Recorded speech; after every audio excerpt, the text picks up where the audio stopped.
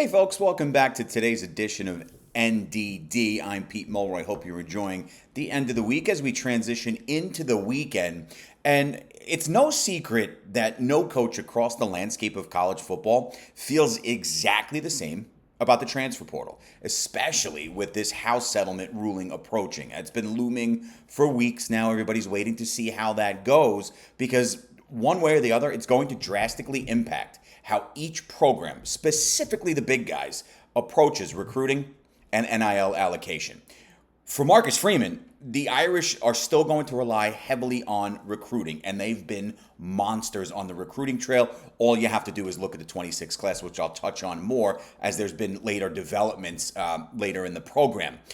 The portal's going to remain an asset for Notre Dame as well. We know that, but their bread and butter has been recruiting. And in speaking to the media about a bevy of different topics this week, including the transfer portal, Marcus Freeman said if given a choice, he would like portal recruiting to take place in the spring. He said when speaking to the media, quote, "If you made me vote, I would vote for the spring, but wouldn't be upset if it were in the winter or the spring." So a huge advocate for having just one transfer portal window. We've heard Marcus Freeman discuss that in the past.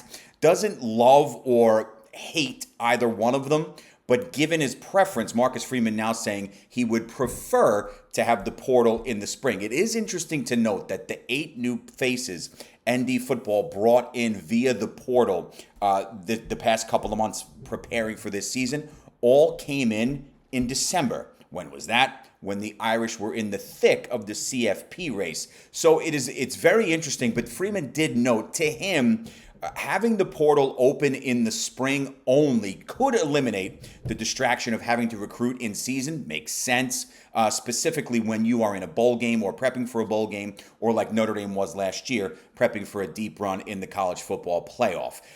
So overall, the approach here for Freeman and his staff will continue to stay put.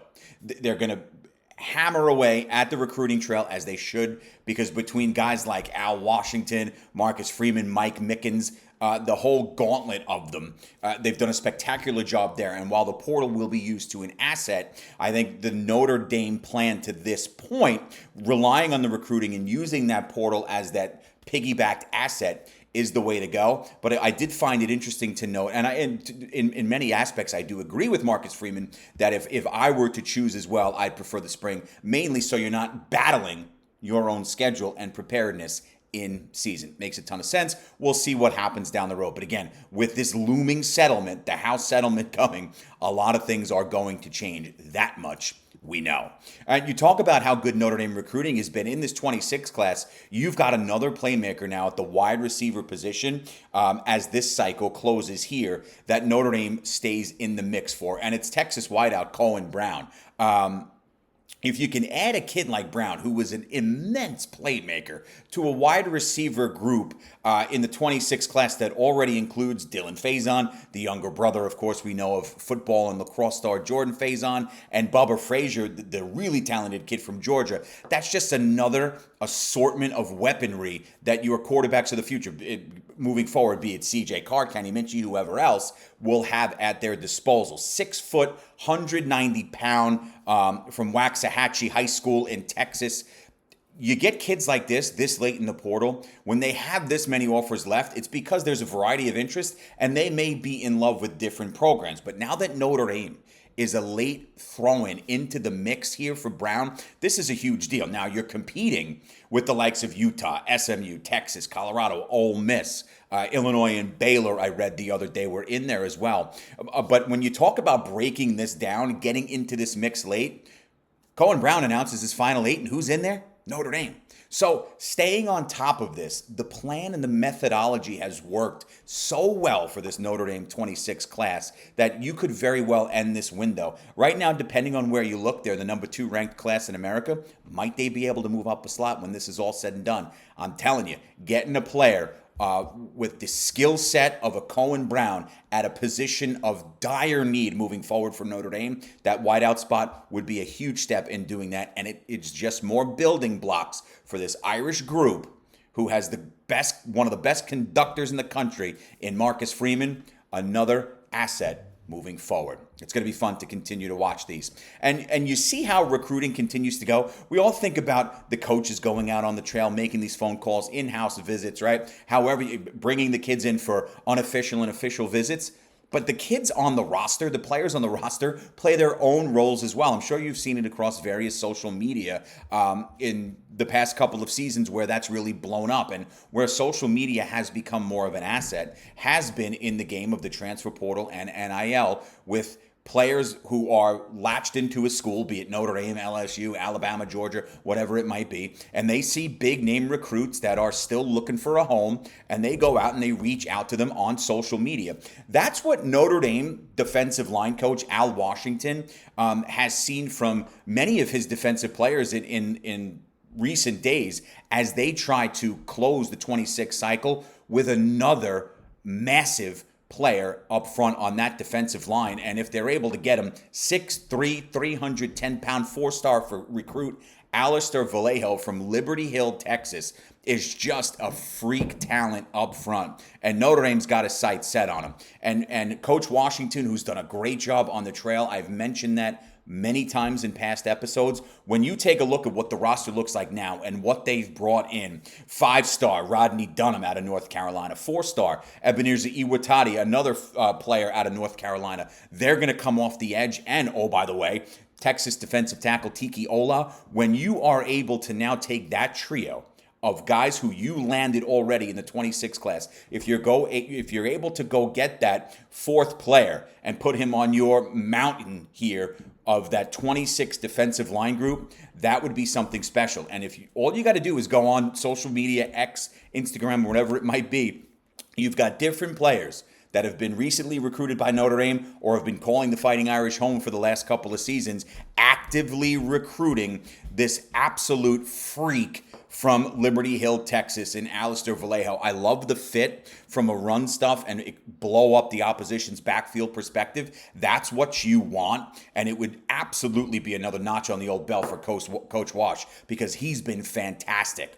I haven't seen too many things, from my opinion. Maybe you disagree with, maybe you think they're too heavy at certain positions in recruiting, too light in others. I know that argument has been there for the tight end position in the 26 and 27 classes, but that there's the ability to continue to mold that area as well, especially as you go into 27. But when you look at what Coach Washington has done up front, it's been remarkable in 2026, bringing in 2 4-stars and a 5-star. Now you're able to maybe go out and get another 4-star who could end this as a 5-star in Vallejo himself. I absolutely love the direction. I love the drive. And I love that current players and recent recruits are getting involved as well. It makes it absolutely special, and it's definitely something to keep an eye on moving forward. And I mentioned that Coach Freeman had been speaking to the media a couple times last week, and one of the topics of conversation outside of the portal, everything he discussed about the proud showing that he had in coaching Steve Angeli for the last couple of seasons, happy that he has what he called a better opportunity to earn a starting job now that he's at Syracuse. But another hot button issue, even going back to last preseason, right? What was everyone talking about? It was the makeup and the rollout of Notre Dame's offensive line. And as the season went on, the line got better, even when starting left tackle Charles Jagasaw was lost for the season. Earlier this week, Coach Marcus Freeman saying that Notre Dame's goal is to, quote, get the best 5 offensive linemen on the field. And to do that, Marcus Freeman leaning in the direction of probably keeping Charles Jagasaw at guard, where he played off injury when he came back to return for the college football playoff. Again, supposed to start last season at left tackle, gets hurt, comes back when the playoff is underway, and slots in at guard. What did that mean? That they left Anthony Knapp, the freshman, in at left tackle. Sure, had his lumps, growing pains, but the kid, you could see how bright the future was from a technique perspective, able to get those hands up and not get pushed back, knocked off his spot. I think the growth in Anthony Knapp was spectacular. I think Joe Rudolph did, and he much maligned Joe Rudolph. I think he has done a hell of a job in recent time and deserves all of that credit, like Al Washington with the defensive line specifically as it relates to recruiting. But now you have Knapp, a rising star at left tackle. And when you talk about Charles Jagasaw, Marcus Freeman said it himself not 3 days ago, that these changes, while you want the best group, Charles is a freak, quote.